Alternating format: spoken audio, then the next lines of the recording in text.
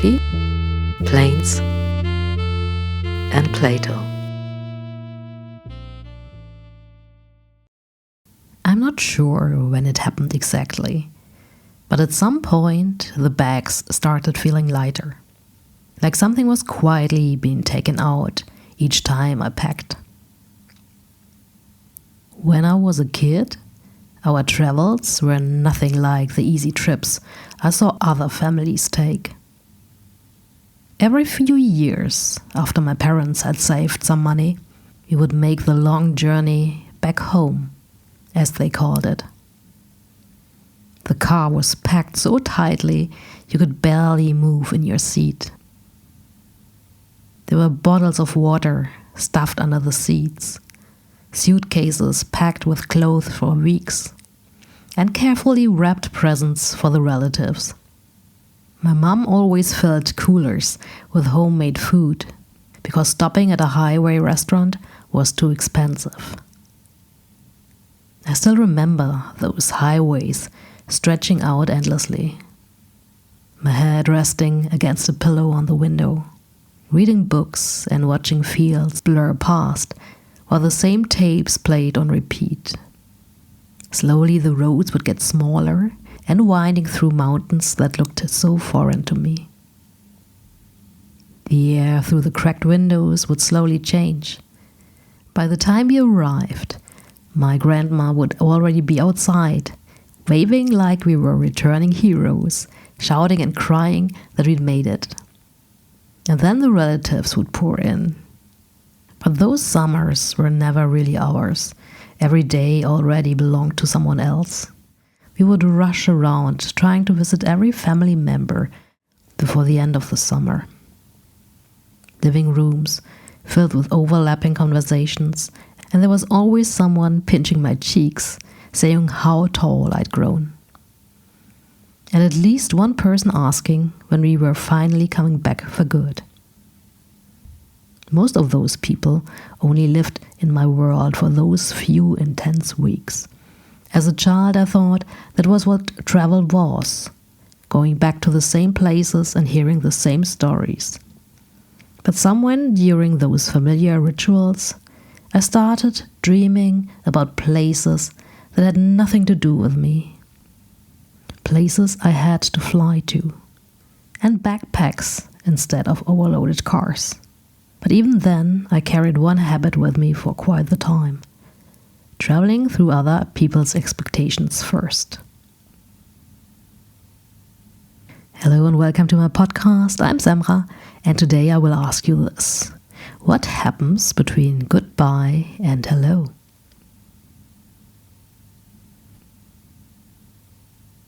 It's getting dark outside, and I still don't know why I picked a night flight.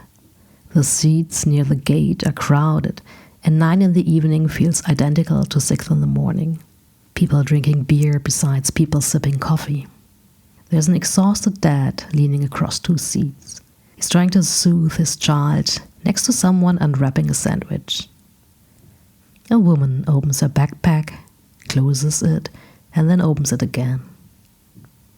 A businessman stands up and walks quickly away, and I don't know why.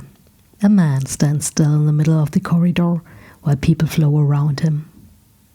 The departure board hasn't updated, but still everyone keeps glancing at it. You can notice at least 5 languages circulating in the air. I catch little fragments. Delayed due to technical. Your boarding pass, please. I told you we should have left earlier. Mrs. Palander, passenger Palander, final call for. Everyone is constantly adjusting themselves. Thousands of people sliding through this place, carrying suitcases and sometimes even the heavier invisible baggage of someone else. I've never noticed any of this when I traveled with other people.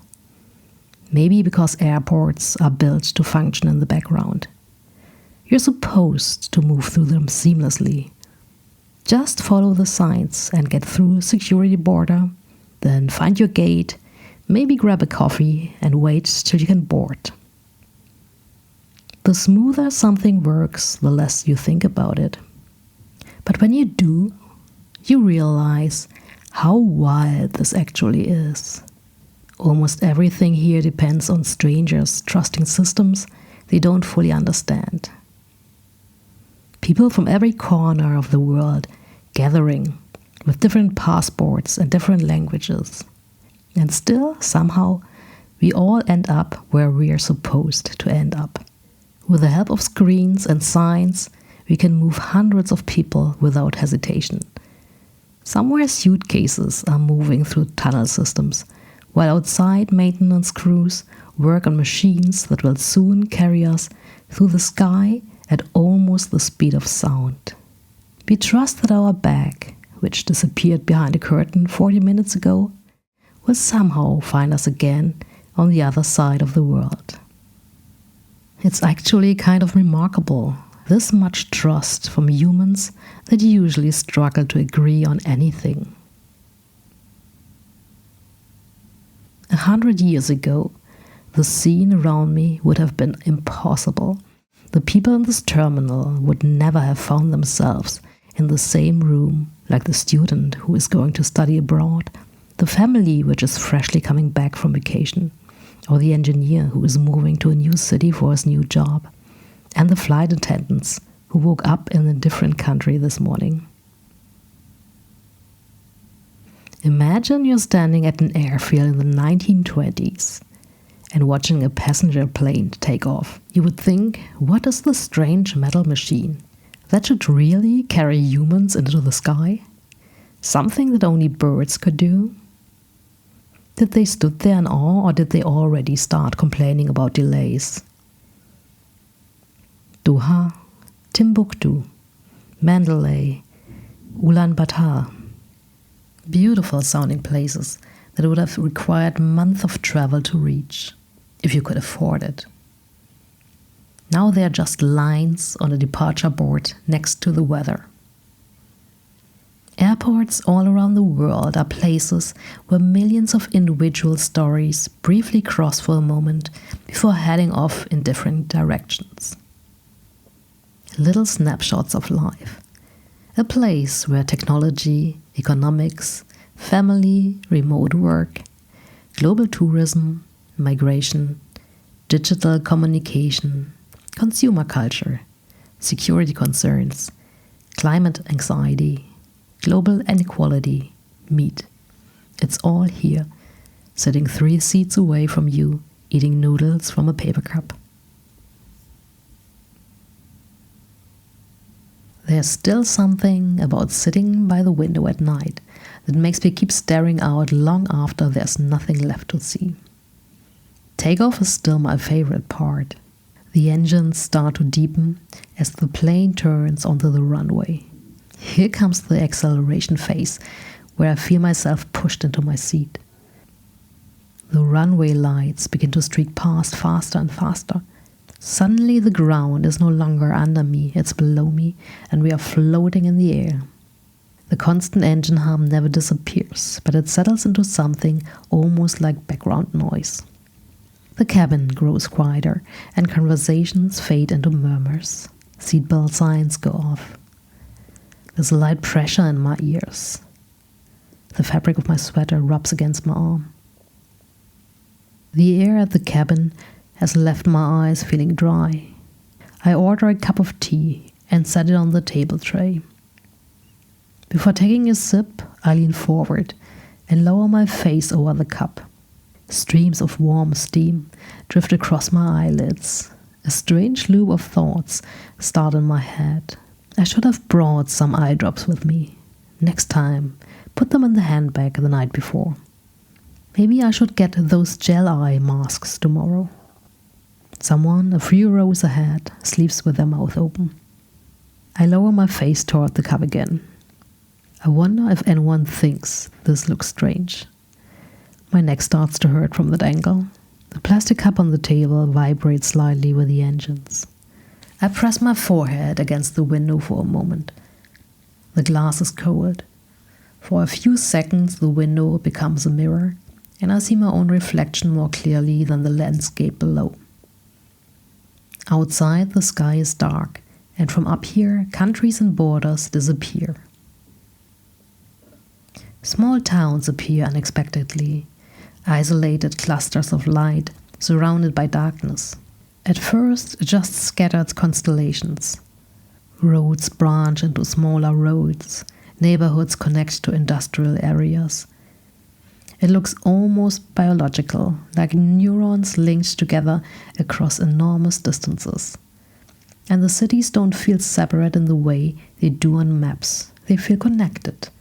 I remember looking down last year and thinking the coastline lights down there look like something deliberately designed, like a jewel set into the darkness. I still carry that moment with me. Every small light belongs to someone. Someone is driving home after a long day of work. Someone is sitting at a desk lit by a single lamp. Someone is arguing quietly in a kitchen. Someone is already asleep, their day already behind them. Someone else is awake and thinking too much about tomorrow. Someone laughing so hard they can't breathe. And from up here, all of it compresses into a handful of glowing lines and dots. And somewhere, someone is looking up through a window of another plane, seeing the same network of lights from a different angle, both of us unaware of each other, but sharing the same sky. The wing light flashes at regular intervals. For a moment, it illuminates the metal surface, then everything returns to darkness. I look down till I only see clouds. Time to pull the window shades down.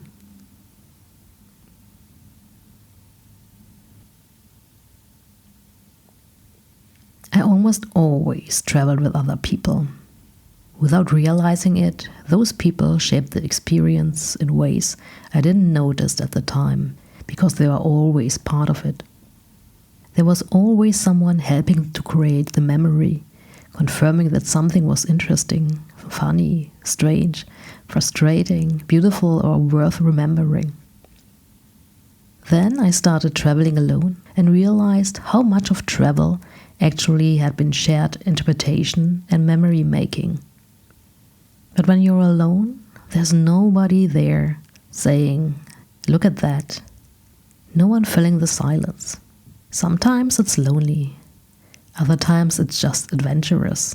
But most often it's actually both at the same time, which seems to be true of many good things. You can feel completely free and slightly lost. You can be excited to arrive somewhere new and at the same time feel exhausted by moving again. The longer I traveled alone, the more I started noticing things about myself that are easy to ignore at home. Daily life gives you so many ways you can avoid yourself. We're constantly encountering influences from outside, like our usual routines and roles that we inhabit. I noticed how quickly I reach for distraction when nothing is happening and there's nobody else around to absorb the silence with me. There's a part of me that plans, and there's a part that avoids. One that reacts fast, and one that stays quiet and watches everything. It surprised me to realize how much of my identity depends on context. I'm often seen as a foreigner in my own country, despite being born here. Then I travel somewhere else, and people assume I'm one of them. They start talking to me and are surprised when I explain that I'm just a tourist. Different countries with different assumptions. I used to believe that learning the right rules meant getting better at this.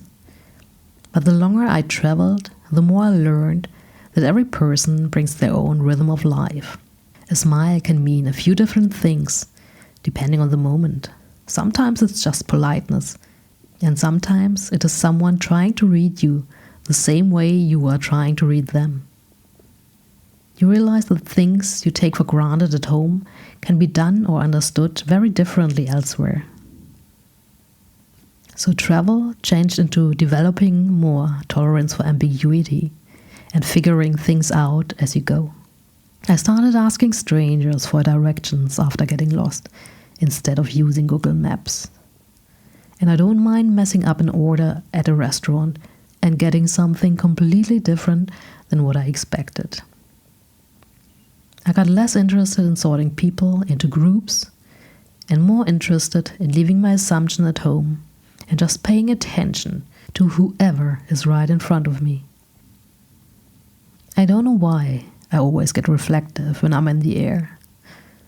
Maybe it's the silence, or is it just what flying at night does to people?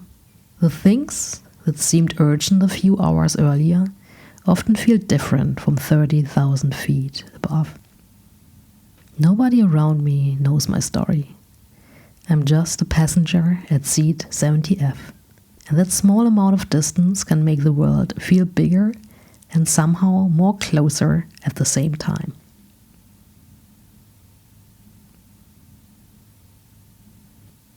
There's a light pressure in my ears. The fabric of my sweater rubs against my arm. Behind me, I can feel someone's knees pressing into the seat back. The aircraft begins its descent. Fog collects in little pockets along the runway like small clouds. A brief jolt, the wheels touch the ground, and there's a moment where the body feels gravity again. People start to reach for their phones. Seat belts click open, overhead compartments swing apart. I grab my bag. The familiar ritual begins again. The line begins to move. The door opens. For one small moment, I'm standing there. Then, with a mix of nervousness and joy, I take that step forward, ready to whatever hello is waiting on the other side. Thank you for flying with me. Good night.